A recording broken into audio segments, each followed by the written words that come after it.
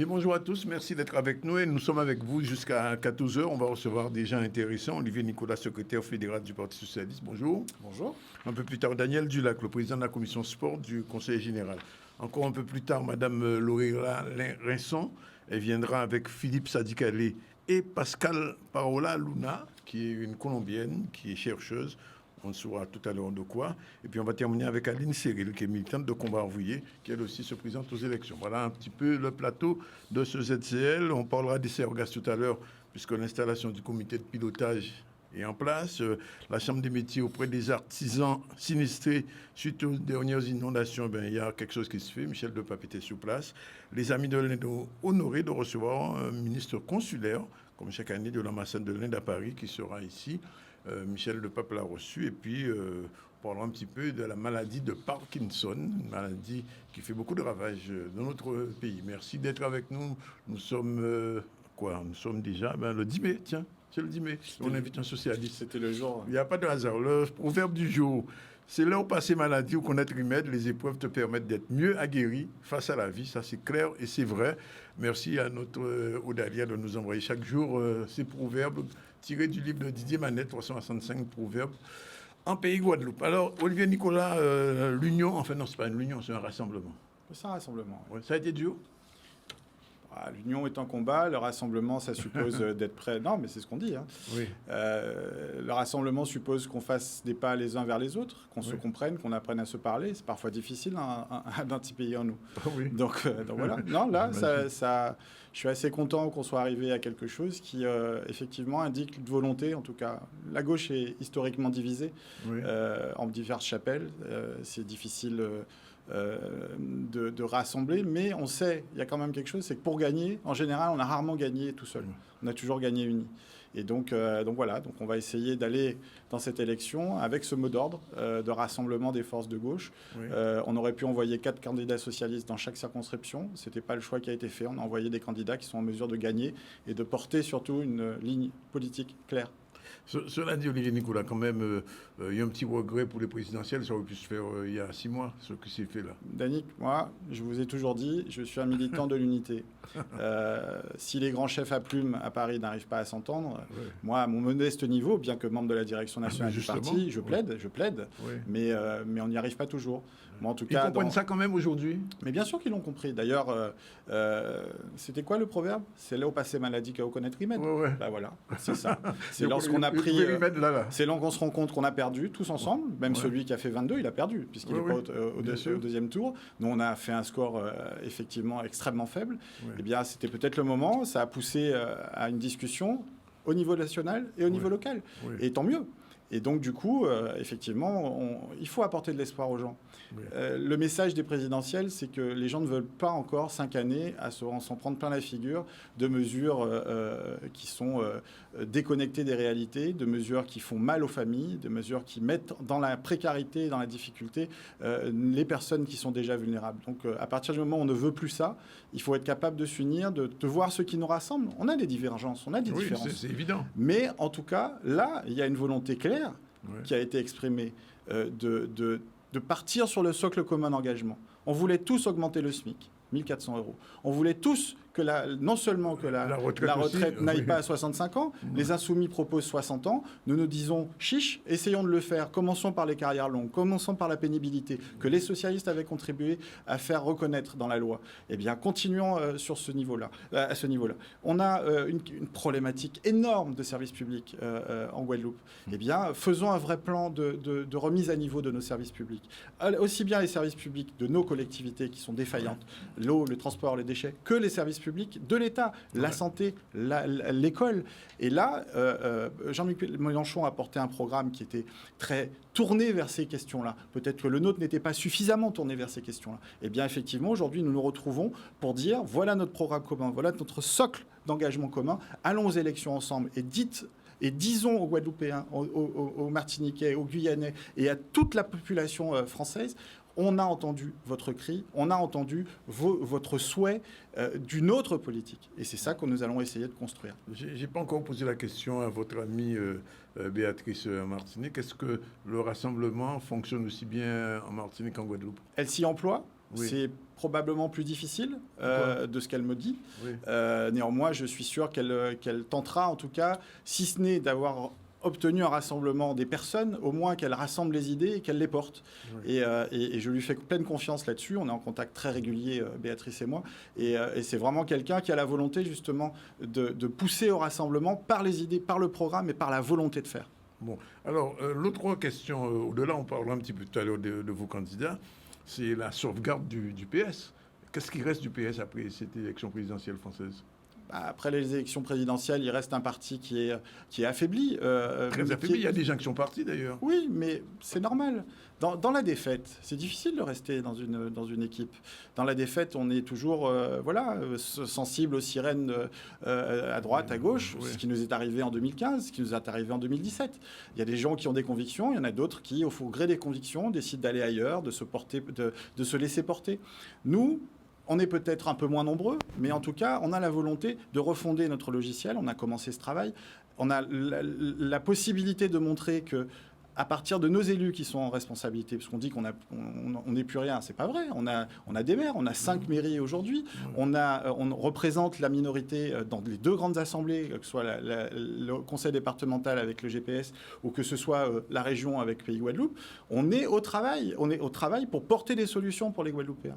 Donc effectivement, on est un peu plus en difficulté, mais nos maires font un super travail pour redresser les communes dans lesquelles ils sont en responsabilité. Baïf, on voit bien, Marie-Line Ponchateau a fait un extraordinaire travail de redressement de sa commune. André Atala est au travail pour le faire. Il vient de voter un budget en équilibre, un compte administratif en équilibre.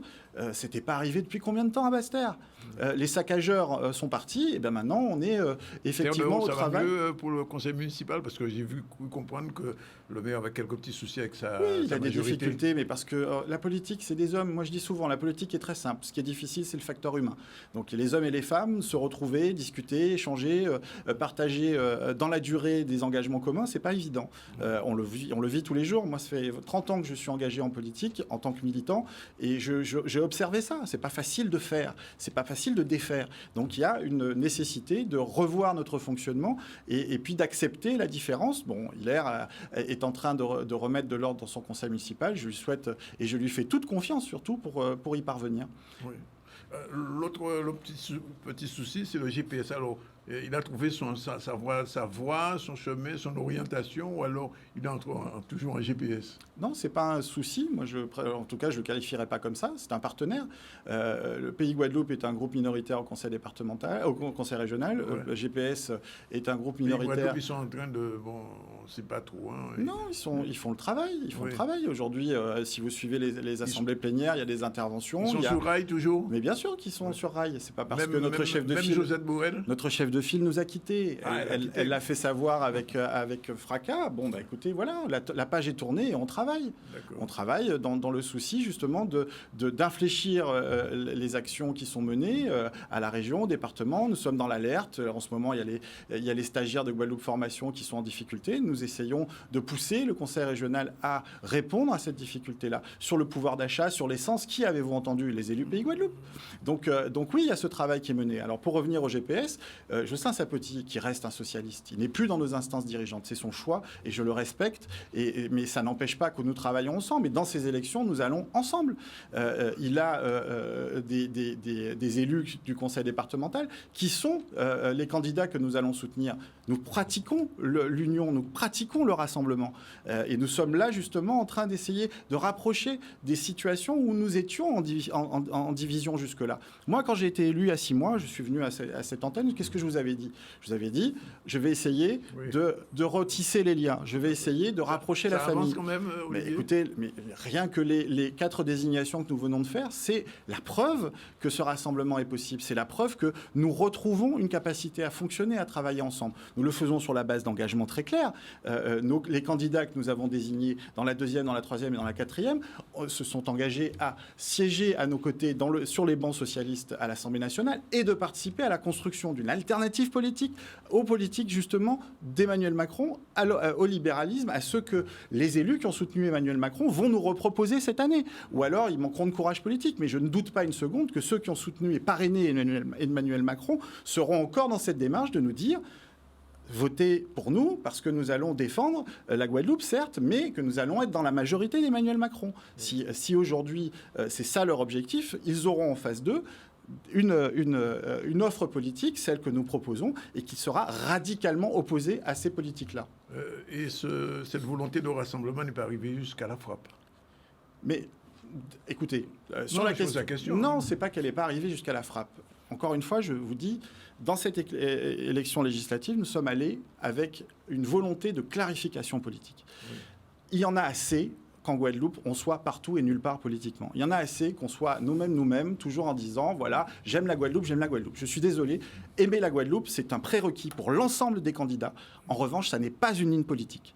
Ouais. Nous voulons de la clarté politique. Nous disons, si vous souhaitez notre soutien, nous vous demandons de prendre des engagements très clairs sur la ligne politique que vous allez défendre et le groupe auquel vous allez appartenir. Oui. Avec la frappe, nous avons toujours discuté.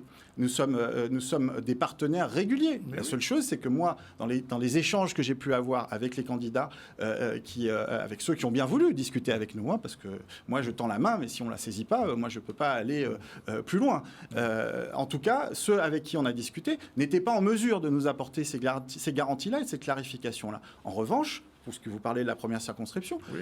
Il me semble que Nadège Montout est membre de la majorité des Abîmes. Il me semble même qu'à ce titre, elle fait partie de la frappe. Ouais. Et donc, je n'ai pas le sentiment de trahir un engagement en le faisant. En revanche, je le fais sur une base très claire, les socialistes le font sur une base très claire, soutenir une candidate qui appartient au mouvement d'alliance que nous avons fait au niveau national et qui est prête à le décliner localement.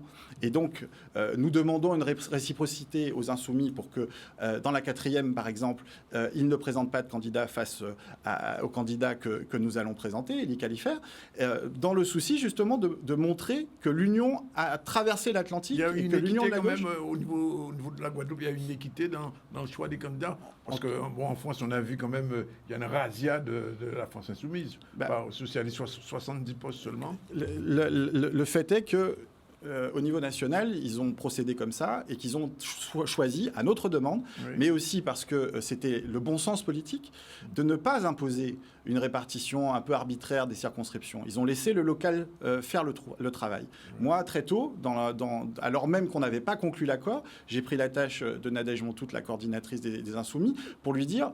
On a déjà fait cause commune au moment des régionales. On sait travailler ensemble, on sait se faire confiance. Moi, j'ai beaucoup de respect pour la campagne que les Insoumis ont menée en Guadeloupe parce qu'ils ont fait une vraie campagne de terrain, sans leader, ouais. avec un bon programme. Encore une fois, il faut le dire, quand on a un programme qui répond aux attentes des citoyens, le résultat est là incontestablement. Et la gauche ne s'y est pas trompée. Les électeurs de gauche, ils ont plébiscité ce programme au premier tour. Il faut savoir le reconnaître. Et donc, moi, j'ai proposé aux Insoumis, en tout cas à Nadège Montout, avec laquelle je discute régulièrement, faisons ensemble encore. Soyons en mesure de proposer quelque chose. Les gens ne veulent pas attendre 5 ans que la gauche se soit reconstruite pour pouvoir empêcher Emmanuel Macron d'agir. Il faut agir maintenant. Et ce qui est important, c'est de saisir le bulletin de vote des législatives en envoyant les candidats qui seront en mesure de s'opposer aux politiques de Macron s'il est majoritaire, mais mieux que ça, d'avoir une majorité, imposer une cohabitation et imposer un programme de gauche. Parce que c'est ça que les gens attendent, de la solidarité, les services publics, qu'on réponde aux difficultés des personnes, qu'on soit en mesure d'avoir une réponse, enfin, à tous ces soignants qui sont suspendus et pour lesquels aujourd'hui on n'a pas de réponse. On entend que le gouvernement, au gré des questionnements électoraux, vont pouvoir essayer de faire quelque chose. Non, reposons la question. Voyons justement le périmètre de cette obligation vaccinale. Il y a plein de choses que l'on peut faire, mais il faut le faire. Il faut profiter de ce moment où on est dans un débat, dans une discussion, un débat électoral pour poser cette question-là, parce que des gens sont dans l'attente. Les gens sont dans l'attente de savoir comment on va traiter leur situation. Alors, bon, c'est pas un gadget politique, mais en fait, Mélenchon, Premier ministre, vous y avez cru ? Écoutez, l'accord qu'on a signé au niveau national est très clair. Il dit que nous visons d'avoir une majorité. Vous voyez bien le rapport de force qui a été posé au niveau de l'accord électoral. Oui, c'est la nature des choses. C'est dans l'ordre des choses démocratiques dans la Ve République. Si Jean-Luc Mélenchon et l'ensemble des partis qui composent la nouvelle Union populaire écologique et sociale sont majoritaires, c'est logiquement lui qui doit être appelé au gouvernement. Donc oui, ça sera probablement ce qui se passera si jamais nous l'emportons. Mais avant ça, il faut qu'on soit en mesure de mobiliser. Parce que rappelons une chose qui est importante. Les élections présidentielles ont fait une participation d'environ 50%, un peu moins.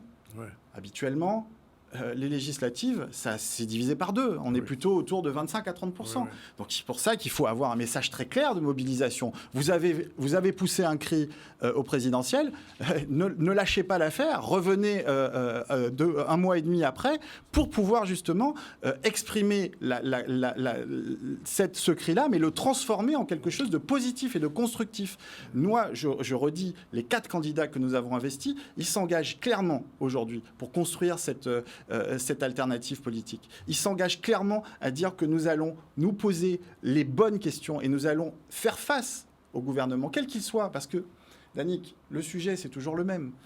C'est bien d'envoyer des politiques qui pensent la même chose. Ouais. C'est bien d'envoyer des gens qui sont à peu près dans la même logique. 4 députés, c'est plus fort qu'effectivement d'avoir un comme nous avions, juste Hélène Vainqueur, entre 2017 et 2022. Mais ce qu'il faut, c'est être capable d'être à la fois dans la loyauté de la majorité à laquelle on appartient, mais être aussi et refuser d'être dans l'allégeance. Oui. Parce que ce qui s'est passé souvent, c'est qu'on a été dans l'allégeance, on a laissé faire. Moi, je prends souvent cet exemple-là. Les emplois aidés, quand on les a supprimés, tout le monde a crié. Ouais. Mais les socialistes, c'était pavlovien. Nous, de toute façon, on s'est opposés à quasiment l'intégralité des politiques qu'Emmanuel Macron a proposées. Et on a quasiment jamais voté. On a toujours essayé d'infléchir, de poser les choses. Mais nous n'étions pas majoritaires. Nous avions des députés qui étaient en situation de faire. Quelquefois, ils l'ont fait. Soyons justes. Justine Bénin, Max Mathiazin l'ont fait. Mais ils n'ont pas rompu, ils n'ont pas dit non, ouais. ils ne se sont pas désolidarisés. Olivier Serval a fait tout à fait à la fin. Oui. Donc aujourd'hui, ce que nous disons, ne réalisez pas les mêmes. Ouais. Parce qu'on les a déjà vus à l'œuvre. Il n'y a pas de deuxième chance. Non, il ne faut pas de deuxième chance. D'accord. On les a vus à l'œuvre pendant 5 ans. Nous, on ne nous a fait aucun cadeau. Quand on s'est retrouvés en 2017 à défendre le bilan de François Hollande, on nous a expliqué qu'on n'avait pas fait assez.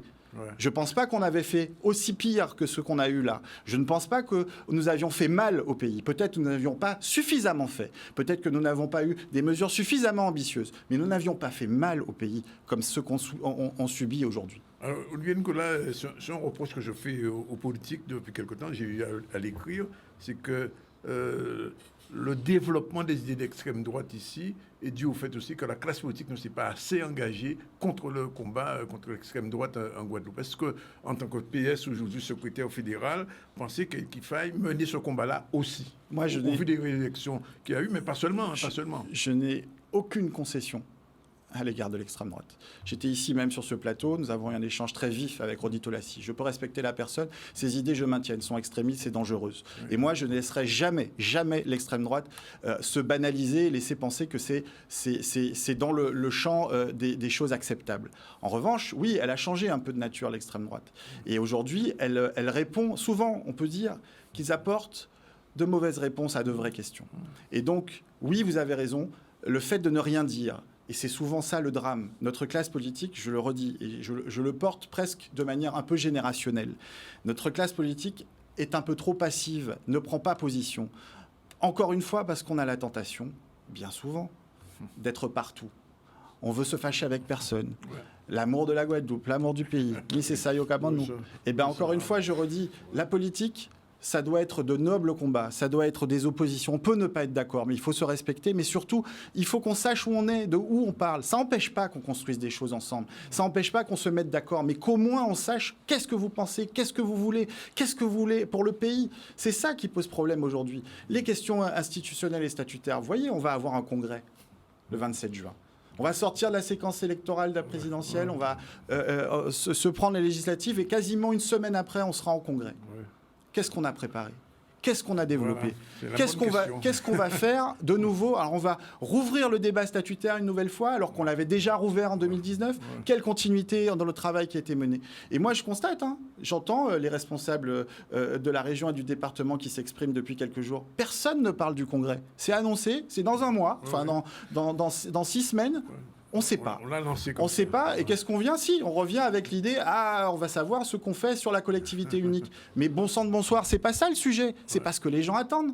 Les gens sont encore en train de nous dire, mais vous allez, encore une fois, discuter entre vous de sujets qui n'intéressent que vous et qui n'apportent aucune réponse au sujet des Guadeloupéens, aux difficultés des Guadeloupéens. Donc il y a un moment donné où moi, à la tête de la fédération, avec mes camarades, nous allons dire que nous sommes tout à fait prêts à discuter, mais pas dans le vent. Pas une fois de plus pour pouvoir dire qu'on a fait quelque chose. Revenons à l'essentiel. L'essentiel, c'est que les politiques publiques sont mal mises en œuvre en Guadeloupe. Les blocs de compétences sont incohérents. Les gens ne comprennent pas qui fait quoi. Et on l'a vu au moment des inondations. Vous vous rendez compte qu'il y a des inondations à Pointe-à-Pitre, on a un élu qui vient en disant... on va faire le point sur qui doit faire quoi. Ouais. Mais il y a un problème. Et si on pense que la collectivité unique va régler le problème, non, il faut remettre à plat l'intégralité de l'organisation de nos pouvoirs. Et pour être crédible, il faut commencer à donner des preuves qu'on a rendu les choses plus efficaces, qu'il y ait de l'eau dans les robinets, qu'il y ait des bus qui circulent, qu'il y ait des déchets qui soient ramassés et valorisés. Moi, je suis désolé, aujourd'hui, on est en train de passer à travers tout, mais je dis bien tous les grands sujets. Le problème démographique que nous avons, c'est pas un sujet. Le problème de l'artificialisation des sols qui fait qu'on a des inondations, c'est pas un sujet. Le déséquilibre territorial qui fait que tout est concentré dans une partie du territoire au centre et les ailes du papillon sont en train de mourir, ça n'est pas un sujet. Mais bon sang, de quoi on parle en politique ? Bonne question. Alors, une question très politique pour vous. J'ai reçu ici, il y a moins d'une semaine, Félix Fleming du PCG, qui me disait que son parti voulait lancer une dynamique pour pouvoir rassembler aussi. Est-ce que le PS est prêt à rencontrer le PCG aujourd'hui? En France, ça s'est fait. On sait pour les raisons législatives. Mais la question que je vous pose, en fait, c'est au-delà des législatives, quelle va être votre attitude en tant que secrétaire fédéral du PS? Alors, moi, j'ai quelques souvenirs d'échanges avec les communistes. C'est pour dire que dans la décennie 2000 et 2010, qui est celle que je connais le mieux, il n'y a pas eu cette absence de discussion entre nous. Et je peux vous faire une confidence. Souvent, les plus beaux débats auxquels j'ai assisté, c'est des débats entre Félix Fleming, Christian Céleste, Victorin Lurel et quelques autres camarades. Parce que vraiment, on allait au fond des choses. Le problème, c'est qu'il y a une méfiance, probablement. Il y a voilà, quelque chose qui fait une distance s'est introduite entre nous, comme si nous ne pouvions pas construire des choses ensemble. Moi, en tout cas, si Félix Alain Fleming me propose quelque chose, mais évidemment que j'accepterai. Moi, mon père était un compagnon de route des communistes. Il a travaillé avec Jérôme Cléry à la mairie de Basse-Terre. Mon oncle était premier secrétaire du Parti communiste martiniquais pendant près de 30 ans. Moi, la culture communiste, c'est quelque chose qui coule dans mes veines. Qui vous effraie pas. Mais non seulement ça m'effraie pas, mais j'ai beaucoup de respect pour ces combattants. Ces militants et ces combattants. Et donc, eux ont défendu leurs idées, eux sont restés fidèles. Alors, évidemment, s'ils veulent discuter, qu'on s'enrichisse mutuellement, mais évidemment, faisons-le. Chiche, très vite. Laissons passer la séquence électorale parce qu'elle nuit à la qualité des réflexions en général. Mais engageons quelque chose véritablement. Olivier Nicolas, les candidats que vous avez choisis, bon, on prend celui de Basse-Terre et les Califères. Est-ce que le PS, le secrétaire fédéral du PS, que vous êtes, si les Califères demain est élu, il faudra vraiment, j'ai envie de dire, encadrer, parce que souvent nos élus, ils sont élus et puis après ils partent en... Non, on n'encadre pas. C'est pas. Ah bon? C'est le mot que j'emploie, que je n'aime pas. Non, on n'encadre pas. Un élu, et vous savez, il y a une règle dans la République, c'est qu'il n'y a pas de mandat impératif. Oui. C'est-à-dire qu'une fois que les élus sont là, c'est le principe de la démocratie représentative. Oui. Eh ben, il faut l'accepter parce que quelque part, tant mieux. Tant mieux. Parce que quand on est élu, effectivement, il faut appliquer son programme. Mais il faut être aussi capable de répondre à des situations auxquelles on n'avait pas forcément pensé. Et on fait quoi dans ces cas-là? On demande l'avis à la majorité? Non, on forme son opinion. La démocratie représentative, c'est le principe. Oui, bien sûr. Et c'est valable, y compris dans la démocratie représentative syndicale. C'est comme ça que ça se passe. On n'a pas de mandat impératif. Oui. On répond à ses mandants, mais on n'a pas de mandat impératif. Donc, non, je n'emploierai pas le mot encadré. Élie est un compagnon de route avec nous depuis plus de 20 ans. Oui. Nous avons été dans de nombreuses élections ensemble. Il n'est pas encarté. Non, mais j'ai presque envie de vous dire, il est plus fidèle que certains encartés qui nous ont quittés à la première occasion. Oui. Donc moi, de ce point de vue-là, j'ai aucun problème avec Eddie Califère. André Atala nous a fait savoir qu'il était prêt à se mettre à la disposition du parti. Nous avons discuté entre nous pour finalement se mettre d'accord sur le fait qu'il avait un travail de redressement important à mener à la mairie de Basse-Terre. Et que probablement Marie-Luce Panchard sera la candidate. C'est elle qui a mis Basse-Terre dans la situation dans laquelle elle se trouve. Elle, l'héritage politique qu'elle a eu, mais elle-même aussi. Et donc, rééditer cet affrontement-là n'était pas forcément la meilleure des choses. Et André, on a besoin d'André encore à la barre de la mairie de Basse-Terre pour un moment. Et donc, de manière très responsable et de manière très sage, il a fait ce choix-là. Quant à Elie est tellement avec nous, effectivement, que vous demandez à n'importe qui dans la rue, ils sont persuadés qu'il est socialiste. Et donc, il siégera, il a pris cet engagement-là de siéger avec nous, mais presque naturellement. Il est presque vexé qu'on lui demande cet engagement-là. Donc, il ira dans le groupe des députés socialistes. Il sera accompagné, pas encadré, accompagné. Mais Elie a une sensibilité qui est la sienne et qu'il faut respecter. C'est quelqu'un qui connaît son territoire, qui connaît son pays. C'est un excellent maire. Comme tous les maires que j'aime à mettre dans le giron socialiste, c'est des élus qui sont vraiment dédiés à leur commune. Marie-Vine Ponchâteau, elle fait la même chose. Hilaire Brudet, c'est la même chose. André Atala, c'est la même chose. Jules Otto, c'est la même chose. Et à l'époque, Hélène Vainqueur aussi. On a des maires, Jocelyn Sapoti à Lamentin, on a des maires qui sont dédiés à redresser leur commune, souvent qui ont été coulés par d'autres. Eh ben, ils font le boulot. Et Élie Califert, il a l'expérience. Un petit mot pour Baptiste. Mais Christian Baptiste aussi, bien sûr. Non, je citais ceux plutôt du Sud-Bastère qui sont vraiment très proches des socialistes. Mais puisque vous parlez de Christian, il y a eu des moments où on ne s'est pas retrouvés, évidemment. Et d'ailleurs, certains camarades s'en souviennent, parce que la politique, on a souvent de la mémoire. Mais pour autant, Christian a pris les mêmes engagements. Christian s'engage à être avec nous au Parlement et nous savons qu'il fera un bon député parce que c'est quelqu'un qui a été un bon maire, c'est quelqu'un qui sait gérer, c'est quelqu'un qui sait prendre des dossiers complexes. Alors évidemment, il a son identité politique propre et il n'y aura pas d'encadrement. Il y aura un travail qui sera de respect. De coaching, mais rassembler, c'est ça, Danick. Une dernière chose, Olivier. Ça a existé il y a peut-être 15 ans maintenant. Un socle de gauche, est-ce qu'il est un petit peu en train de... Au-delà des législatives, je parle. Ou bien alors, je pose la question. Moi, j'ai envie de vous dire, si au terme de 2 ou 3 années de travail en commun, et dans l'optique des prochaines municipales, par exemple, nous arrivons à faire revivre ça. Il ne faut pas que ce soit un objectif, il faut que ce soit le résultat du travail commun. Eh ben, j'estimerais en tout cas, au terme de 2 ou 3 années passées à la tête de la fédération, que j'aurais peut-être fait mon travail, non seulement pour redresser la fédération, parce qu'elle le mérite, elle a dans son sein des militants qui sont extraordinaires de connaissance du pays et du territoire.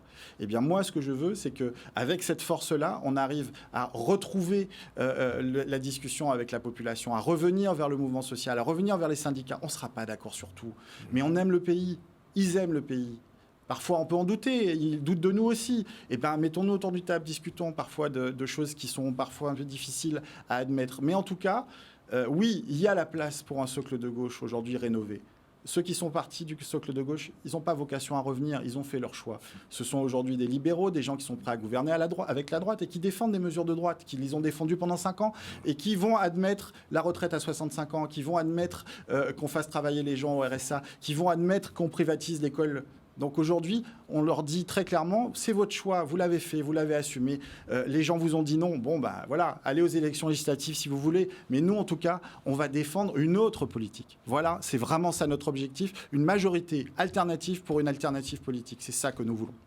Merci Olivier Nicolas, il est 13h, c'est l'heure de la première pause. On vous remercie de votre intervention, puis on vous reverra après le 17 juin.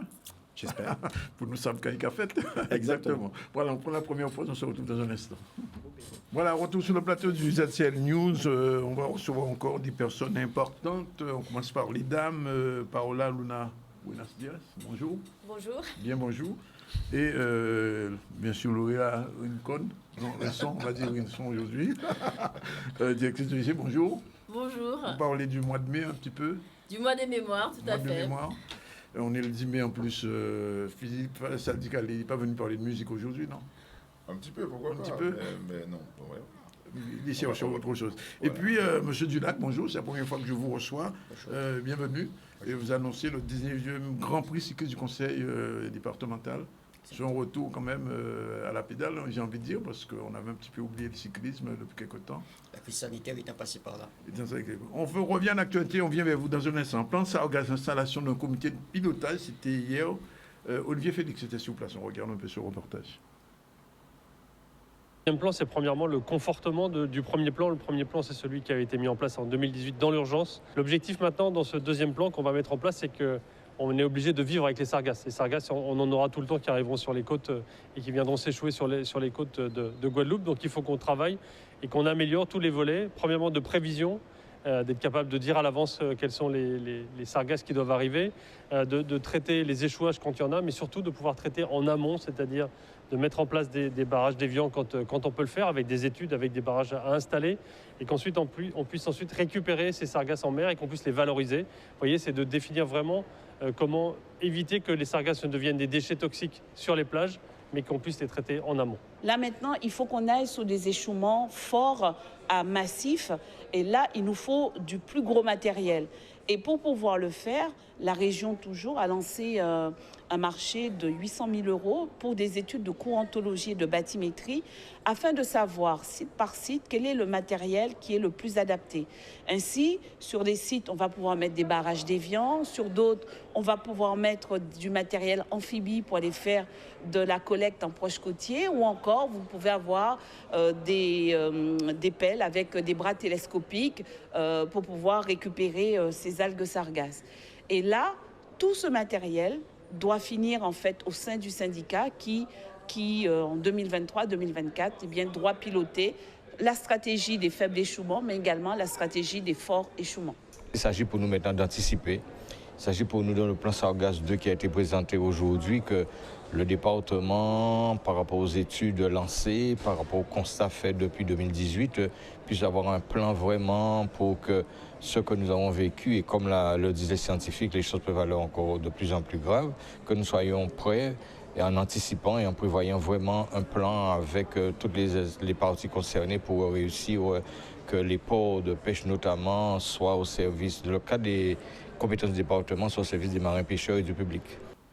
Il faut quand même rappeler que depuis quelques jours, la Désirade avait un problème sérieux de transport, puisque les bateaux ne pouvaient pas circuler entre la Désirade et la Guadeloupe. Et d'autre part, au niveau de l'université, il y a un travail qui est fait par Mme Gaspard, Sarah Gaspard, sur les sargasses, mais malheureusement, ça n'a pas encore abouti réellement. On attend la suite. On va parler des inondations de la semaine dernière. La Cité des métiers, la Chambre des métiers s'est rendue auprès des artisans sinistrés, voir un peu ce qui peut être fait encore.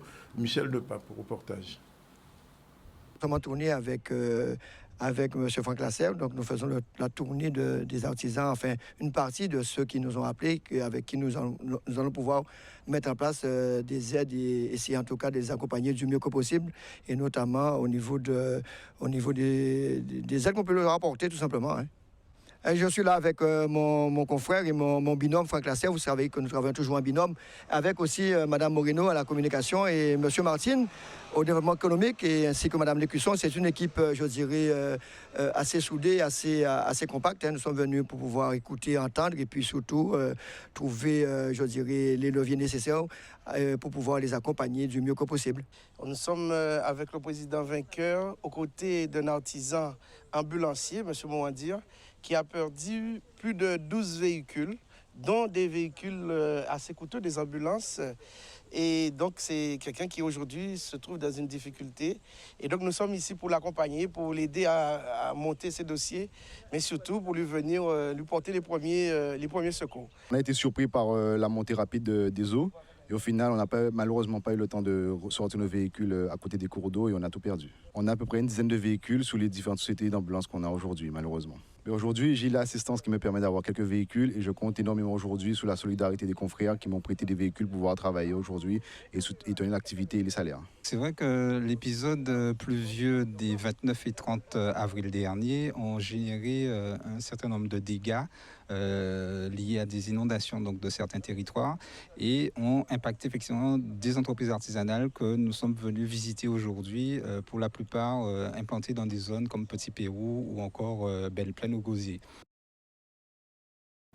Voilà, on va revenir à un autre sujet. Je pose la question à la directrice du MAC. Du point de vue de la protection marine, le MAC est bien protégé, suffisamment? Alors le MAC, de toute façon, se tourne vers la mer. Hein. C'est ce projet-là qu'on a de développer notre lien historique à la mer cette année, avec cette année de route du Rhum. Et ça nous permet aussi d'explorer ce plan d'eau en fait qui est si proche du MACT.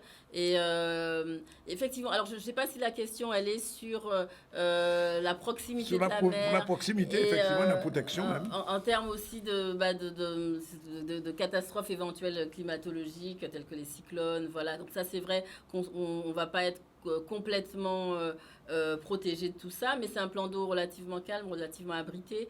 Donc c'est un risque de mettre un établissement culturel tel que celui-là avec des collections si près de l'eau, mais c'est un risque assumé parce que par ailleurs on a à mettre en place au sein de l'équipe et au sein de nos procédures toutes les procédures de tous les plans de sauvegarde des collections qui vont permettre de réagir en fait.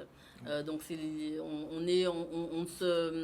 on va pas se limiter, mais on va se préparer à toutes les éventualités. Au cas où, alors vous êtes venu avec 2 invités, je vous laisse les présenter. D'abord une femme, Madame Luna, colombienne, et puis M. Philippe Sadikale, qu'on connaît comme musicien, mais aussi comme chercheur universitaire. Alors c'est la cellule recherche du MACT qui est en train de qui est un embryonnaire là, qui est en train de se composer depuis quelques mois. Donc avec Paola Luna, qui est docteur en ethnomusicologie, qui est colombienne de la Colombie, de la Caraïbe colombienne, et qui nous apporte donc cette dimension-là. C'est cette grande Caraïbe que le MACT doit explorer. C'est aussi ces cultures hispanophones qui sont très proches de nous. C'est aussi cet héritage africain et cette mémoire de l'esclavage qu'on a en partage. Donc elle vient contribuer à ça au MACT, elle va se présenter elle-même. Et puis Philippe Sadikale qui apporte toute la dimension. Alors on a 2 musiciens en réalité parce que Paola est aussi musicienne et Philippe est aussi musicien, on le sait tous. Et ils viennent apporter aussi cette dimension recherche au MACT. Philippe, en plus de son regard sur le spectacle vivant et ses propositions en termes de programmation sur le spectacle vivant, va aussi nous permettre de développer des espaces muséographiques plus dédiés à la musique. Donc il est en train de réfléchir à ça. Et puis les 2 préfigurent une cellule recherche pour aussi préparer l'installation d'un comité scientifique qui devrait être installé très prochainement.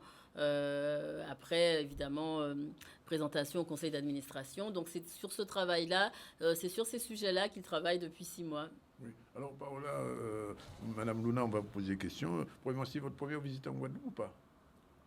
Oui, c'est la première fois en Guadeloupe, oui. Mais c'est pas la première fois que je connais des sujets à propos de la Guadeloupe. Oui. Voilà. Et donc, vos recherches, quand vous êtes en Colombie, les recherches que vous faites, vous imaginez qu'en Guadeloupe, on puisse trouver une mutualisation, une coordination, un travail commun, puisqu'on sait que là-bas, en Colombie, il y a aussi des descendants d'esclaves aussi, là-bas. Oui. C'est justement, le lien est là. Oui. C'est ce lien historique par rapport à tout ce qui a à voir avec l'esclavage, la traite et toutes ces constructions de mémoire à travers l'histoire que moi dont moi je fais les recherches à travers la musique justement, puisque mon sujet principal de recherche comprend les communautés afrodescendantes, donc issues de cette histoire qui regroupe plusieurs pays. C'est pas de la salsa, j'imagine. Non, je ne dis pas que c'est grâce à ça, mais c'est un lien historique qui se fait, parce que la Colombie a aussi un port très important qui est Carthagène d'Inde, et qui a contribué à ça aussi. Donc, oui. Je me tourne Philippe, quel est l'axe de recherche qui a été déterminé pour pouvoir arriver à cette conjonction, on peut dire? Bien, dans le principe même, le projet même du Memorial Act, il y a bien entendu l'écriture des mémoires et de la traite et de l'esclavage. Et il y a également, je dirais, l'entretien et la promotion des expressions contemporaines qui sont également liées à cette histoire. Et donc ces 2 axes correspondent tout à fait aux disciplines et, je dirais, aux domaines de recherche dans lesquels nous sommes avec Paola et même donc Madame Resson, puisque toutes ces choses sont effectivement liées et nos expressions contemporaines à nous, dans l'espace caribéen ou l'espace effectivement américain continental, non seulement bien sûr la Colombie et également tout ce qui est Panama, Louisiane, donc on est tous un peu face à face. Nous, on nous a appris que la France est en face et que les États-Unis et la mer qui est dans le dos, ben, c'est l'inverse, en fait. Il a dit que le MAC se tourne vers la mer. Voilà, en plus, c'est vers la mer, donc c'est tout à fait... C'est vrai que... Et donc voilà, ce sont des choses qui sont absolument passionnantes et qui sont centrales aussi dans la construction de nos entités, nos mémoires. Et enfin, je dirais dans mes compétences, il y a bien entendu toute la dynamique opérationnelle, effectivement, au Mémorial Act par rapport au projet du spectacle vivant, et bien entendu les expressions musicales, mais pas que, il y a également l'écriture littéraire, voilà, et notamment comment, effectivement, les expressions artistiques littéraires, elles rentrent en confrontation ou en complément, ou d'ailleurs en anticipation même du travail historique du chercheur. Tout ça, c'est nous, c'est nos histoires, et c'est ce que le musée, en tous les cas, tente d'exprimer et d'explorer au mieux. Qu'est-ce que ça va donner d'ici quelques mois? Alors, concrètement, je veux dire, la recherche, quelquefois, elle est appliquée aussi. Oui, alors, et dans une institution comme la nôtre, elle se doit d'être appliquée. Alors, donc, les premiers jalons, c'est l'installation du comité scientifique qui va lui permettre d'orienter justement ces axes de recherche. Les membres du comité scientifique vont aussi arriver avec des propositions de projets de recherche à développer. Donc, on va pouvoir, et ce comité scientifique, il doit permettre aussi de construire en fait le projet qui est proposé et le projet qui a été validé donc en 2019. Donc c'est aussi les membres de ce comité scientifique doivent être en cohérence avec ce projet, et l'idée c'est de nourrir de cette réflexion scientifique tous les projets qu'on va développer au MACT, même si on a déjà évidemment un pied en fait, enfin un positionnement très scientifique. On a 2 chercheurs dans l'équipe, les conservateurs sont de toute façon aussi des chercheurs, mais on va s'adjoindre justement ce conseil scientifique pour aller plus loin. Et alors, en jalon, l'installation de ce comité, mais aussi la création d'une revue scientifique, la revue du MACT, pour pouvoir diffuser en fait ces savoirs, ces connaissances, les produits de cette recherche, et puis toute une programmation de colloques, d'événements scientifiques de différentes natures pour permettre aussi à cette recherche de s'exprimer au sein du MACT. Alors, pour ce mois des mémoires, comme on appelle le mois de mai en Guadeloupe, qu'est-ce qui est prévu au MAC dans les jours qui viennent? Alors, le mois des mémoires, nous, on l'a inauguré ce vendredi avec le Lalinka éclairé, mais je vais laisser Philippe en parler. Mais le Lalinka éclairé, je voudrais juste dire que c'est une opération qu'on avait commencée le 24 juin 2020 en partenariat avec le CHU. Donc, c'était à l'issue d'une discussion avec Gérard Cotellon, parce qu'on voulait, le MACT voulait contribuer à l'effort de guerre contre le Covid, et notre idée était de permettre aux agents du CHU de venir au MACT et découvrir l'exposition autrement. On se tourne, comme je le disais, vers la mer. Donc, ce mois des mémoires, il est aussi placé sous le signe du Lamébel poussé au lage. Donc, nous allons continuer pousser au lage, l'on est là ça. Et donc, on va explorer au moment de la commémoration ces liens historiques avec la mer. Donc, on va proposer en fait un week-end de commémoration les 27, 28 et 29 mai avec un certain nombre de nouveautés, on va dire, d'activités nouvelles que le MACT n'avait pas encore proposées à son public. Et puis aujourd'hui, c'est le 10 mai, c'est la journée nationale des mémoires de l'esclavage. Et Raymond Thorin, en ce moment même, au MACT, est en duplex avec Nantes pour son spectacle Tout Moon C'est Moon, avec donc des lycéens qui ont une création chorégraphique et qui vont danser en dialogue avec des lycéens de Libreville au Gabon et d'un lycée de Nantes. Donc juste après... ici, on va courir sur l'esplanade du MACT pour clôturer cette manifestation. Mais effectivement, tout le mois va être ponctué. Donc, je laisse peut-être Philippe nous parler un petit peu plus de la Lalinka éclairée. Alors, la Lalinka éclairée. Éclairé, en tout cas, il faut sortir pour voir. C'est vrai, c'est un événement qui se placera donc tous les vendredis sur le Mémorial Act. Et effectivement, alors il y aura notamment donc les lectures d'ambulatoire. durant l'exposition, dans les nocturnes, en fait, la Linka Cléré. Et donc, alors, on a la compagnie Nayo qui propose une animation de manière, je dirais, impromptue, théâtrale, durant la visite de l'exposition permanente. Et il y a un musicien, un danseur, des voix, ça peut être des conteurs. Et effectivement, là, ça va vraiment être un voyage, une autre manière, justement, de jeter une forme une lumière, en fait, sur l'exposition. En tous les cas, c'est vraiment extraordinaire. Il y a du jeu, et en fait, l'exposition elle-même est scénarisée, dramatisée par les acteurs, les chanteurs, les musiciens. C'est vraiment... Rendez-vous c'est vendredi. Tous les vendredis. Donc, ce sera le 13 mai, le 20 mai, le 27 mai. Donc, c'est gratuit. Et c'est effectivement le vendredi soir au MACT. Madame Luna, qu'est-ce que vous portez de ça? J'ai envie de vous poser une question avant ça. Comment en fait vous parlez créole, vous comprenez le créole? Vous leur apprenez ça? En cas comprend créole. Comment ça? Qui j'en fais? Alors j'ai eu premier contact avec le créole en Guyane française où j'ai travaillé à l'université. Ah d'accord. Donc disons que je me suis un peu formée au créole et puis ensuite par les recherches au fur et à mesure j'ai commencé à comprendre et après je me suis retrouvée en Guadeloupe. Alors, l'autre question, comment se vit la mémoire historique de l'esclavage en Colombie? Parce que, bon, il y a plusieurs communautés. La communauté indienne, entre guillemets, amérindienne, et puis la communauté un petit peu négro-africaine, et puis aussi occidentale. Comment ça se passe en Colombie aujourd'hui? Alors, vis-à-vis de la mémoire, c'est toujours difficile à expliquer puisqu'il y a plusieurs, problématiques, que ce soit politique, que ce soit sociétal, etc. Mais ce que je peux dire, c'est que les communautés sont très soudées, que ce soit les communautés afro-colombiennes, les communautés amérindiennes, non seulement sur le travail de la mémoire, mais sur le travail de comment faire aujourd'hui pour cohabiter justement entre toutes ces communautés, le vivre ensemble, etc. Oui. Et puis la Constitution colombienne apporte beaucoup là-dessus, puisqu'il y a des articles qui concernent directement ces communautés pour, par exemple, leur donner des territoires collectifs. Par exemple, la communauté afro-colombienne possède des territoires collectifs à eux, etc. Et ça s'est réconcilié un petit peu avec le Venezuela? Pardon? Ça s'est réconcilié un petit peu avec le Venezuela?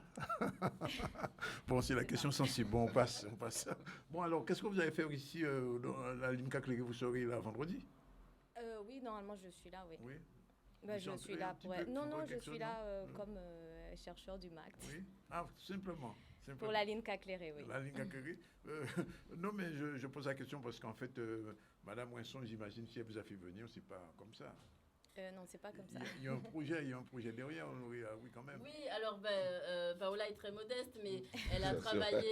Mais justement, elle est trop modeste. Trop modeste, là. Oui. Elle a travaillé à Branly, elle a une bonne expérience muséale, elle connaît très bien toute la convention sur le patrimoine culturel immatériel de l'UNESCO, donc elle a l'habitude de ce travail au sein des organisations internationales.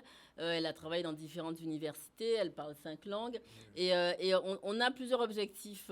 Alors le premier, c'est de nous aider à construire cette coopération vers l'Amérique latine et notamment vers la Colombie. Le MACT avait déjà, en fait, avec l'expo Glissant Marquez, établi des liens et il faut qu'on continue à creuser ces liens-là, en fait, à les renforcer.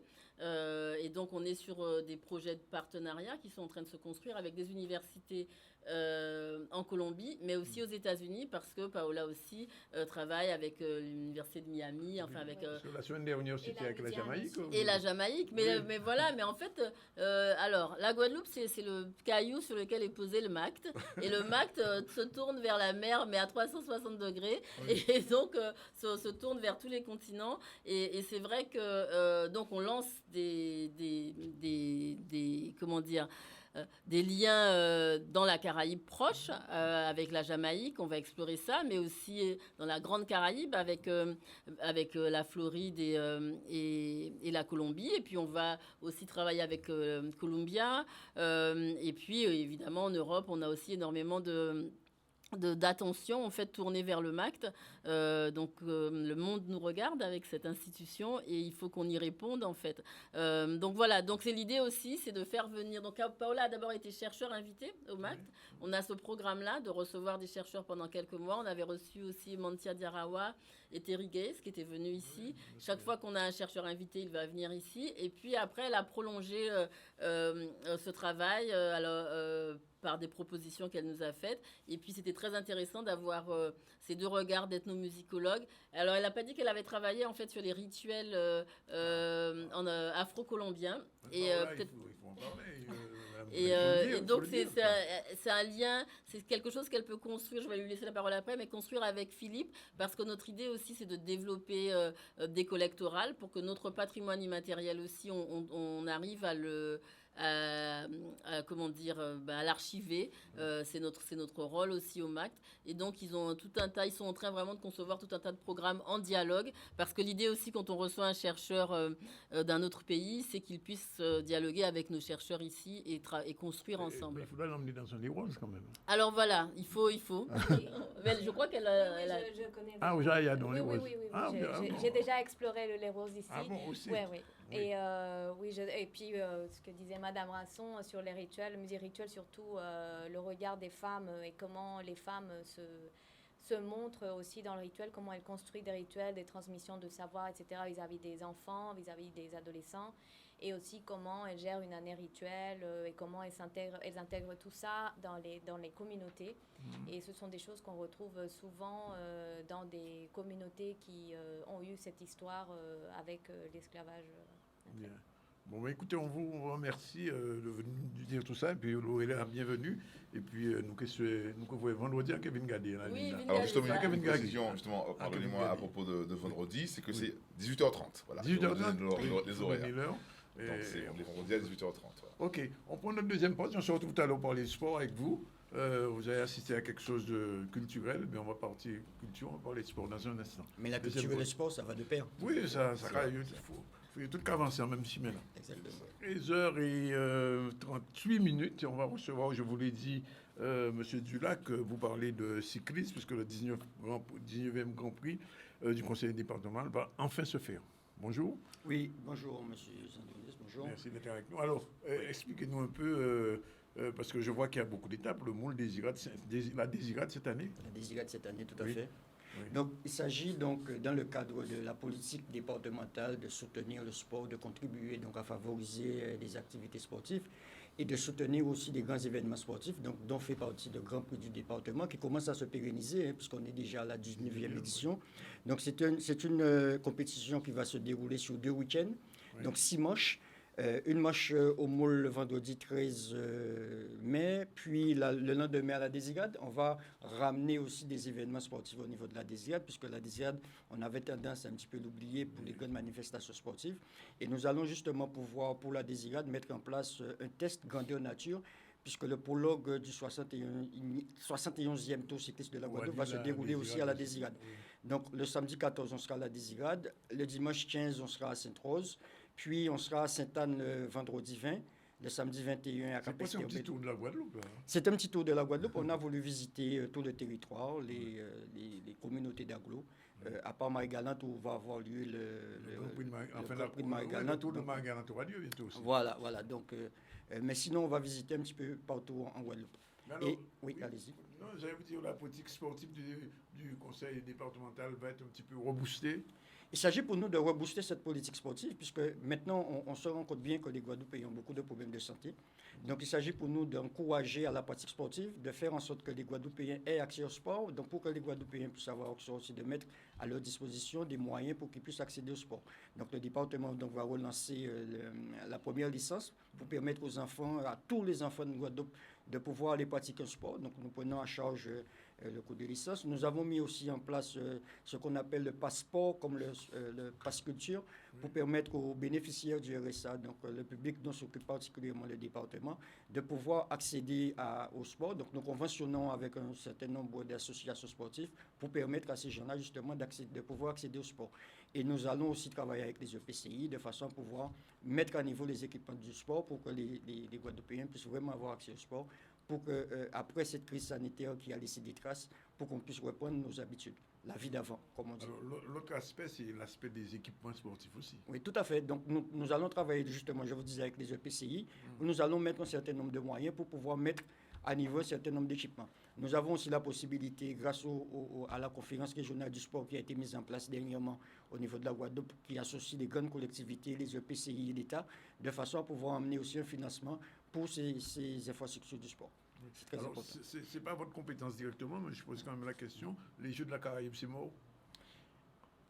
Pour l'instant, le département est partenaire pour les Jeux de la Caraïbe. Donc, oui. On ne va pas dire que c'est mort, puisqu'on attend un retour du président Suarez, qui est l'organisateur avec la CANOC de cette compétition-là. On attend simplement son retour pour savoir. Mais c'est vrai qu'il y a pas mal de difficultés, notamment au niveau des équipements. Les équipements, alors c'est ça le problème, c'est qu'en matière de terrain de sport, on a quand même un déficit important. On a pris beaucoup de retard, c'est-à-dire que la Guadeloupe est terre de champion, mais c'est vrai qu'on a le CREPS, qui est quand même un centre performant pour les sportifs de haut niveau. Mais par contre, on se retrouve en difficulté pour l'usager de tous les jours qui voudrait pratiquer un sport.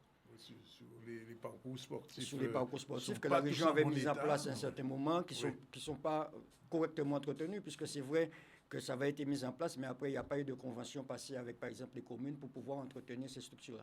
Donc, ils se sont dégradés très vite. Quelque chose C'est prévu, puisque la région l'a relancé, là. Donc, avec la région, nous mettons en place des partenariats pour pouvoir, justement, faire en sorte que les communes ou même le département puissent entretenir ces parcours sportifs pour permettre aux gens d'y accéder. Alors, je pose quand même la question, puisque c'est un grand prix cycliste, les prix sont conséquents quand même pour les gagnants? Bien, vous savez, les prix sont relativement conséquents, justement. On va en parler, puisque si vous voulez, c'est un tremplin pour le Tour de la Guadeloupe, pour permettre aux sportifs déjà d'avoir un certain niveau pour le Tour de la Guadeloupe, d'être en jambes pour le Tour de la Guadeloupe, par rapport aux parcours qui ont été dessinés que nous a été proposé par le comité régional de cyclisme avec M. Théobald. Donc nous faisons en sorte, si vous voulez, de mettre en jambes justement les cyclistes de façon à ce qu'ils puissent arriver le jour du Tour de la Guadeloupe en bonne forme physique.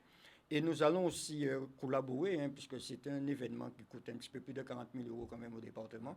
Donc c'est assez conséquent. Donc c'est soutenir, puisque nous allons aussi féliciter et encourager les jeunes, puisque les juniors vont participer aussi à ce Grand Prix du Conseil départemental. Et nous allons à chaque arrivée encourager et féliciter le meilleur d'entre eux. Alors, l'autre dimension du cyclisme, c'est le cyclisme féminin aussi. Oui. Alors, qu'est-ce qui est prévu pour les femmes? Nous avons maintenu, puisque le conseil départemental, ces dernières années, avait organisé avec le comité régional de cyclisme le Tour de la Guadeloupe féminin. Donc, cette année, nous sommes repartis aussi sur cet événement-là, qui aura lieu donc au mois de juillet, ce Tour de Guadeloupe féminin. C'est prévu, voilà, le Tour de Guadeloupe féminin. Nous allons aussi investir sur les jeunes, puisque nous avons aussi prévu le Tour cadet, le Tour junior, de façon à ce que, puisque le département veut soutenir absolument le sport au niveau des jeunes. Donc, nous allons relancer tout cela. Et nous allons même, dans le cadre de l'excellence, nous allons bientôt aussi, puisque nous sommes en train d'y travailler, relancer le fameux tournoi U15, international U15. Ils sont revenus avec mon petit palmarès, les U15 qui étaient partis. Voilà, nos U15 sont performants. Ils ont été vainqueurs d'ailleurs au niveau national. Nos U15 sont performants. Donc, nous allons les mettre en compétition avec l'international. Donc, on réfléchit le mois d'octobre ou le mois de mai prochain, de façon à pouvoir caler tout ça. Mais tout est déjà prévu, les équipes invitées, et de façon à pouvoir confronter nos jeunes et pour voir que la Guadeloupe, bien nous produisons de l'excellence. Ça veut dire qu'on vous reverra plus souvent ici, alors, M. Dulac? Mais certainement, chaque fois que vous allez m'inviter, je serai sur votre plateau. Non, mais il n'y a pas de problème, parce que le sport, c'est quand même quelque chose d'important pour nous en Guadeloupe. Et comme vous l'avez dit, pendant la pandémie, on a un petit peu été privé, à la fois du spectacle, mais aussi de l'activité de l'activité sportive. On a été confinés, ça a été compliqué. On espère que cette commission de sport va être dynamique. Mais nous serons dynamiques puisque c'est la volonté du président Losbao de soutenir tout ce qui se passe au niveau du département en matière de sport et de montrer quand même que le département est partenaire des événements sportifs, accompagner les associations sportives. Donc ça, c'est un point important puisque ça joue aussi dans notre rôle de responsabilité de solidarité sur le territoire, accompagner aussi les ligues et comités pour pouvoir permettre justement l'épanouissement des jeunes Guadeloupéens dans le sport. Alors, top départ le 13, c'est ça? Top départ le 13 au Moule. À 14h, la première manche. Donc, il va se passer entre Moule, Saint-François et Sainte-Anne, à l'intérieur des terres et aux environs. Donc, ce sera un circuit à boucler plusieurs fois. Le lendemain, à la Désirade, c'est un contre-la-montre. On va justement profiter pour inaugurer une nouvelle route que le département vient de terminer au niveau de la Désirade, l'air 207, qui nous a coûté un certain nombre, mais pour montrer aux gens, voilà, on est capable aussi de faire des manifestations dans les îles et montrer aux gens que les îles ne sont pas à part. Abandonné. Mais alors, il y aura des cyclistes étrangers cette année à ce tour? Pas de club invité cette année, puisque sous le format, il est très difficile sous le format de manche d'inviter des clubs étrangers, parce qu'ils seront sur 2 week-ends consécutifs. Mais nous comptons l'année prochaine revenir à un format normal. Voilà, et fêter la 20e avec des partenaires étrangers. Écoutez, on vous remercie d'être venu pour cette première fois, et puis on espère vous revoir pour les manifestations sportives de la collectivité. Et ce 19e prix, de toute façon, il sera suivi par Canal 10, vous le savez, puisqu'il est partenaire acheté aussi. Et ce sera un moment important et festif du point de vue sportif. On va parler un petit peu politique avec Aline Cyril. Bonjour. Oui, bonjour Monsieur Zandourniste. Bonjour aux téléspectateurs de Canal 10. Merci d'être là. Vous êtes militant de combat envoyé et puis vous vous présentez aux législatives. On vient d'en parler tout à l'heure avec Monsieur Nicolas. Alors, quel va être le programme de votre organisation par rapport à cette élection législative? Alors donc, nous nous présentons dans les 4 circonscriptions de la Guadeloupe. Donc moi, je suis candidate dans la 2e circonscription et mon remplaçant, c'est Gérard Valentino. Donc pour ces élections, c'est par rapport à la situation actuelle montre qu'elle s'aggrave de plus en plus, qu'elle est catastrophique. Et donc nous avons un programme de lutte à proposer aux travailleurs, à la population pauvre, puisque nous voyons actuellement qu'on veut déjà on nous prépare moralement dans une guerre qui pourrait devenir mondiale, on ne sait pas, peut-être dans les prochains jours, mais déjà on entend souvent parler de la guerre. Il y a les prix qui augmentent, les prix de l'essence, les prix des produits alimentaires de première nécessité. On voit que de plus en plus de gens souffrent de cette flambée des prix et en plus on a le chômage. Donc face à cette situation, nous disons aux travailleurs qu'il faudra qu'ils se battent, qu'il faudra qu'ils s'organisent, que les luttes soient plus larges, plus offensives pour justement renverser ce système capitaliste, parce que c'est ce système qui est responsable de ces situations-là. Et nous sommes là justement pour lever le drapeau du communisme révolutionnaire. Et donc, nous avons bien sûr un programme de lutte. Donc, la première chose qu'on peut dire déjà face à l'inflation, c'est déjà augmenter les salaires. Il faudrait qu'aucun salaire, aucune pension, aucune retraite ne soit inférieur à 2 000 € net par mois. Il faudrait que les salaires soient indexés sur les prix, c'est-à-dire que quand les prix augmentent, les salaires aussi doivent augmenter. Et face au chômage, nous disons qu'il faut répartir le travail entre tous, sans diminuer les salaires. Mais il y a un petit souci parce que mettre le SMIC à peu près à 2 000 €, une petite entreprise guadeloupéenne ne pourrait jamais payer ça. C'est souvent ce qu'on utilise comme argument. Oui, mais c'est exactement ça. On utilise souvent cet argument des petites entreprises. Mais il faut savoir... Je parle des TPE, je ne parle pas des grandes entreprises. Oui, je suis tout à fait d'accord avec vous. Mais nous, ce qu'on dit, c'est qu'il y a de l'argent dans cette société. Le CAC 40, l'année dernière, en 2021, il a fait 160 milliards d'euros de bénéfices, sans compter que l'État injecte de l'argent, des milliards et des milliards chaque année aux entreprises. Donc, on pense qu'il y a de l'argent. Et c'est pour ça que nous, on dit qu'il faut justement abolir le secret des affaires. Il faut dire où passe l'argent, quel est le circuit de l'argent, où il faut ouvrir les comptes bancaires de ces grandes sociétés. Et c'est comme ça qu'on pourra trouver l'argent et pour pouvoir payer les salariés, les allocataires et les retraités. Alors, Mme Cyril, on peut penser que vous êtes candidate et vous allez à la candidature aux élections, non pas pour faire de la figuration, mais pour gagner. Alors, si vous gagnez ces législatives dans cette circonscription, quand vous serez à l'Assemblée nationale en France, vous serez avec qui vous allez vous associer? À quel groupe parlementaire vous allez vous associer? Alors, nous, c'est sûr qu'on ne va pas s'associer à des partis qui ont trahi les travailleurs, oui, qui ont toujours mené une politique contre la classe pauvre, contre les travailleurs. Okay. Donc, nous, si on arrive effectivement à être élus dans cette assemblée, eh bien, nous voulons être la voix de ces opprimés, de ces gens qui souffrent par ce système capitaliste. Et nous allons dénoncer justement les attaques, les lois, toutes les lois qui pourraient être menées contre les travailleurs, par exemple l'allongement de la durée de départ à la retraite à 65 ans. Vous êtes pour quelle durée de travail? 60 ben, ans, nous, on n'est pas... Enfin, nous, on pense qu'il faut trouver... Enfin, que ce soit aux travailleurs de décider des mesures de la politique qu'ils pourront mener. C'est à eux de décider.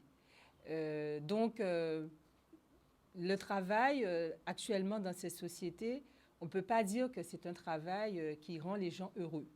Souvent, les gens, ils font le boulot de 3, 4 personnes, ils travaillent dans des conditions extrêmement difficiles.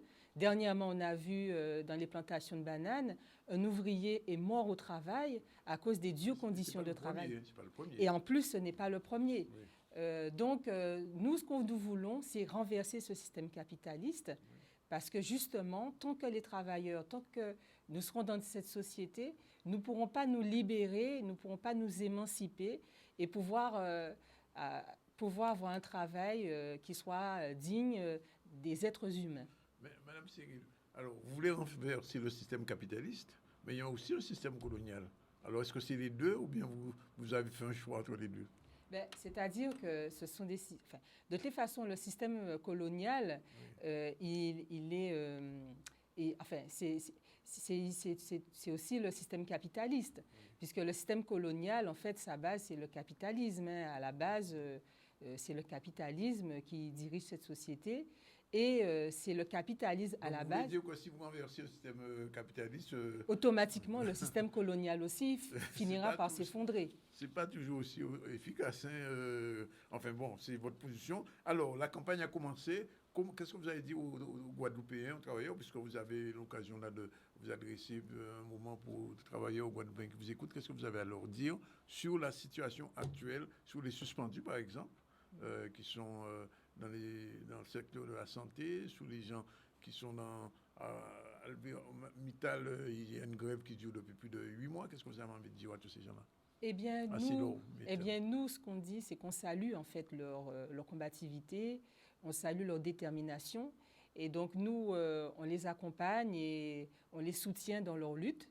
On a d'ailleurs des camarades aussi qui font partie justement des grévistes. Et donc, on les soutient.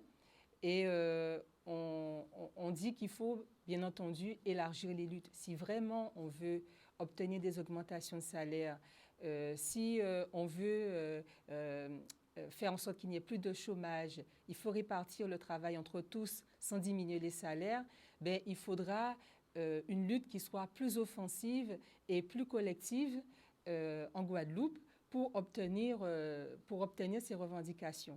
Et d'ailleurs, j'invite, nous avons une réunion publique à Pointe-à-Pitre, donc le vendredi 13 à Rimini-Souta à 18h30, et le samedi soir à Capesterre à 18h30. Donc on invite la population, les travailleurs à venir nous écouter le 13 à Pointe-à-Pitre et le 14 à Capesterre.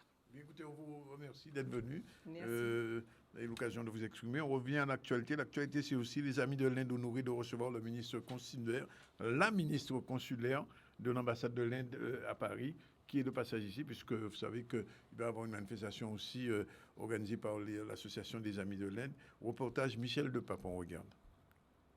Monsieur le maire a toujours mis en avant les associations sur la commune de Petit-Canal depuis notre arrivée. Et effectivement, ça représente quelque chose d'important pour nous parce qu'aujourd'hui, les amis de l'Inde font un travail vraiment remarquable sur le territoire. Et c'est tout naturellement que nous avons cet édifice qui a été érigé sur le territoire de la commune de Petit-Canal. Et par ce biais-là, tout naturellement, nous avons effectivement fort taux d'indianité sur ce territoire-là. Et la Guadeloupe en général. Et c'est bien pour cette raison que nous avons, avec le concours de M. Sitchan, qui est le président des Amis de l'Inde, nous avons pu effectivement faire venir la ministre de l'Inde en Guadeloupe avec sa secrétaire. mais pour nous, c'est vraiment quelque chose de formidable. Ça prouve quand même que le travail que nous faisons sur le territoire porte ses fruits, et c'est dans ce sens-là que la collectivité, effectivement, encourage les associations dans ce sens-là. Aujourd'hui, le 9 mai 2022, nous accueillons au Centre guadeloupéen de la culture indienne, ici, l'ambassade de l'Inde, représentée par son ministre consulaire, Madame Data Krisha Kumar. C'est un honneur pour nous d'accueillir ces personnalités par le fait que nous, l'association des Amis de l'Inde a été créée avec objectif de promouvoir et développer et surtout préserver la culture indienne en Guadeloupe. Alors cette culture, nous la développons avec des arènes d'action que nous mettons en place et l'ambassadeur de l'Inde, bien sûr, nous suit dans le travail que nous faisons. Et l'ambassadeur de l'Inde est avec nous lors de nos différentes manifestations. Voilà, un rapide coup d'œil sur une sensibilisation à une maladie qui fait beaucoup de ravages en Guadeloupe, c'est ce qu'on appelle la maladie de Parkinson. C'était samedi à Basse-Terre, et c'était devant la caméra de Lorraine Duhamel. On regarde avant de se quitter. Nous célébrons donc la journée mondiale sur la maladie de Parkinson, qui aurait dû être célébrée le 9 avril à Basse-Terre, mais pour cause des élections, nous n'avons pas pu la célébrer. Habituellement, la journée mondiale Parkinson, c'est le 11 avril, donc celle-ci a été célébrée en métropole le 11 avril. Et donc, notre but, c'est de sensibiliser la population en Guadeloupe sur la maladie de Parkinson, d'écouter les malades, d'écouter les aidants, de leur faire comprendre que la maladie de Parkinson, ce n'est pas seulement le tremblement, la rigidité ou la lenteur, mais c'est aussi les douleurs chroniques, c'est aussi les troubles du sommeil, c'est aussi la constipation chronique parfois au début de la maladie, c'est aussi parfois des troubles à la mémoire, des hallucinations sur certaines formes atypiques. Bien souvent, on ne connaît pas. Bien souvent, qu'on confond avec la maladie d'Alzheimer et pour cause, l'une peut cacher l'autre puisqu'on a des symptômes qui s'y ressemblent, comme la rigidité des membres, comme un certain nombre de mouvements aléatoires qu'on ne maîtrise pas. Donc c'est pour ça qu'il nous a semblé important aujourd'hui de mettre un point sur cette maladie qui est insidieuse également, hein, mais il existe un traitement à base de dopamine. Il existe des moyens de prévention par l'activité physique, des moyens de prévention par une meilleure qualité de vie et d'autres choses que des spécialistes que nous avons, comme le docteur Zola et Madame Belza, Cathy Belza, sont à même de présenter et mieux informer la population. C'est vrai qu'il y a déjà à peu près 20 ans que ma mère est atteinte de cette pathologie qu'on ne connaissait pas du tout. Et le professeur Lanouzel, il y a quelques années, en fait, nous a proposé de créer ce comité, déjà pour faire connaître la maladie en Guadeloupe, parce qu'elle est très très mal connue, mais parce qu'il y a aussi beaucoup de souffrance au niveau des patients et au niveau des aidants. Moi qui suis une aidante aussi, et avec mon père et mon frère, c'est très très difficile à la maison au quotidien de gérer cette pathologie et aussi de faire face à la souffrance de la personne qui est malade. Du coup, à notre niveau, au niveau du comité, ce qu'on voudrait, c'est vraiment apporter cette aide, apporter cette compassion aussi que nous avons, et puis qui de mieux pour aider les aidants que des aidants eux-mêmes. Voilà, il va être 14h, mais avant, on va se quitter en musique, puisqu'on a un petit clip de Tivoni, oui, il est là. Nous allons passer, vous voyez, puisqu'il va être en show, et on va faire un rappel des titres tout à l'heure. Musique, c'est parti. Please yes, la famille, c'est Tironi et toute ma Guada famille. J'ai l'honneur de vous annoncer que jeudi 12 mai, je serai ici même à L'Angel Beach pour un showcase live acoustique. Yes, people, préviens toute ta famille, tes amis, tes copains, tes copines, tes cousins, tes cousines, tes frangins, tes frangines. Alright, people, ça va être prier, tiens. Et tout problème, quelle solution, toute question. Mais c'est pas de l'en, mais pas loin, il pas loin. Pas de l'en, mais pas loin, il pas loin. Fais monter sur ma colline. Ma colline, Jaja Bedi, oh, hey yo people, notre bien rendez-vous, ça se passe le 12 mai à l'Angel Beach, ici même au Gosier, yes, à côté de l'auberge de la Vieille Tour. Fais passer le message, please differ, one love. Que vendredi 13, il y aura beaucoup de choses. La ligne Cacléré au MAC, départ du 19e Grand Prix cycliste du Conseil départemental, c'est aussi le 13. Le 13 aussi, qu'on va fait une réunion publique à Rimini-Souta. Ben, Zoni, le choix là, tout ça, il veut, ce qui c'est politique, ce qui c'est sport, ce qui c'est culture, ben, on a le choix en Guadeloupe, c'est ça. Puis c'est aussi l'une des caractéristiques de notre pays. Voilà, il est 14h. On remercie M. Dulac, merci d'être venu. Merci à vous et M. le téléspectateur de Canadis. On remercie Mme Cyril aussi, on vous souhaite bonne chance, votre campagne. Ok, merci. Et puis, on remercie notre réalisateur Yann qui est avec nous depuis le début de la semaine. Et on se retrouve demain à partir de 12h30 pour une nouvelle édition du ZCL News en direct de Canal 10 de la radio RHT et de C10FM. Voilà, c'est fini pour aujourd'hui. On vous salue.